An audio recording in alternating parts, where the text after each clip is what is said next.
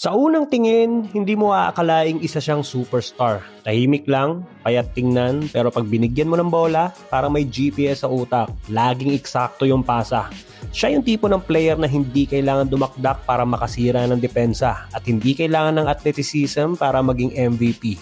Ang tanging sandata niya, utak, puso, basketball IQ at leadership. For this episode, samahan mo kong balikan ang mga interesting things sa buhay at karir ni Stephen John Nash. That triggers the rush the other way by Nash. Oh, what a pass! Yeah! You gotta make that shot after you... Si Steve Nash ay pinanganak sa South Africa, pero sa Canada na siya lumaki dahil ang tatay niya ay isang professional soccer player. Kaya nung bata pa si Nash, hindi naman basketball kundi soccer ang nakahiligan niyang sport noon. In fact, naging MVP din siya sa Youth Soccer League nila noon. Nagsimula lang siyang maglaro ng basketball sa edad na 12. Noong high school si Steve Nash, isa siya sa mga top student, kaya pala matalino din siya sa court. At nung college, naglaro naman siya ng 4 na taon para sa Santa Clara University, isang Division I school sa California.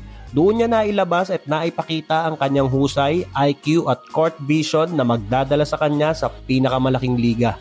Si Steve Nash ay drafted ng Phoenix Suns bilang 15th overall noong 1996. Mataas na yan knowing na loaded yung batch nila ng mga high prospect. Kabatch niya lang naman sina Ray Allen, Stephon Marbury, Allen Iverson at Kobe Bryant. Kaya nung Phoenix Suns ang pumili sa kanya bilang 15th overall pick, nabuo pa siya ng mga Suns fans sa arena. Literal na hindi sila makapaniwala bakit siya pinili ng Suns. Hindi daw siya kilala ng mga fans noon. Mas preferred ng fans si John Wallace na napili noon bilang 18th overall na naglaro lang ng 7 seasons sa NBA kung hindi mo siya kilala bago siya tuluyang nawala sa liga. Pagkatapos siyang madraft ng Phoenix Suns, hindi agad siya nabigyan ng malaking role. Kaya noong 1998, na-trade siya papuntang Dallas Mavericks kapalit ng draft picks at ilang mga players. Doon niya nakasama si Dirk Nowitzki at unti-unting nakilala bilang isa sa pinakamatalinong point guard sa liga. Pero pagdating ng 2004, naging free agent si Nash at dito na siya bumalik sa Phoenix Suns kung saan niya nakamit ang pinakamataas na tagumpay ng karir niya.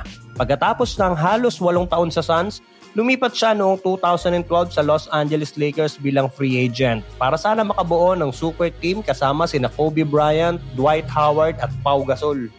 Noong bumalik si Steve Nash sa Phoenix Suns noong 2004, ibang klaseng magic ang dala niya. Sa ilalim ng 7 seconds or less system ni Coach Mike D'Antoni, pinatakbo ni Nash ang opensa na parang may autopilot. Ang bilis ng bola, ang daming pasa at halos lahat ng teammates niya biglang gumagaling. At dito, nanalo siya ng back-to-back MVP noong 2005 at 2006. Isa siya sa 14 player lang sa buong NBA history na nakagawa ng magkasunod na MVP. Siya rin ang kauna-unahang Canadian player na nanalo ng award na to at pangalawang point guard lang sa kasaysayan na nanalo ng Most Valuable Player, sunod kay Magic Johnson. Pero syempre ngayon nadagdagan na sila ni Steph at SGA. Naging kontrobersyal ang pagkapanalo ni Steve Nash ng MVP. Noong 2005, marami ang nagsabing mas karapat dapat daw si Shaquille O'Neal na bagong lipat noon sa Miami Heat at nagdala agad ng malaking impact sa team. Noong 2006 naman, lalo pang lumaki ang debate.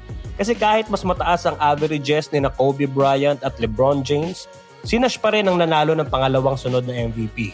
Isa pang kinikriticize kay Nash noon ay yung kawalan niya ng depensa. Pero para kay Steve Nash, the award is about making your teammates better, not just dominating. Di tapos.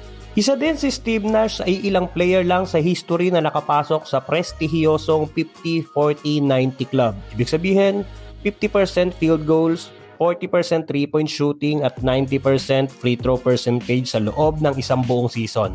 At hindi lang minsan, 4 na beses niya itong nagawa sa karir niya. Bukod doon, halos taon-taon din siyang nasa taas ng free throw percentage leaders. May mga season pa nga na lumagpas siya ng 93% sa linya. Parang automatic yung tira niya, lalo na sa clutch moments. Pero higit sa shooting, ang tunay na tatak ni Nash ay yung playmaking at court vision. Isa sa pinaka-high volume assister sa NBA history. Top 5 all-time in assists with 10,335 assists sa kanyang buong karir.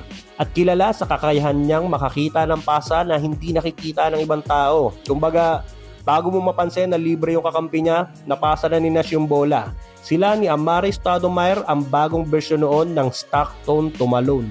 And speaking of Stockton and Malone, gaya nila, si Steve Nash din ay kabilang sa mga itinuturing na best players na hindi nanalo ng kampyonato at ni hindi man lang nakatungtong sa NBA Finals.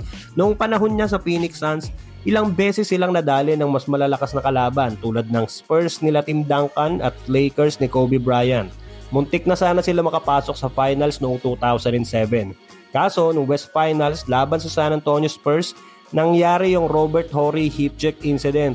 Isang intentional foul ni Robert Horry kay Nash na nagresulta ng pagpasok sa court ng mga kakampi niya para rumesback. Ang ending, suspendido sila Amaris Stoudemire at Boris Diaw next game. Crucial game pa naman, Game 5, at 2-2 ang serye.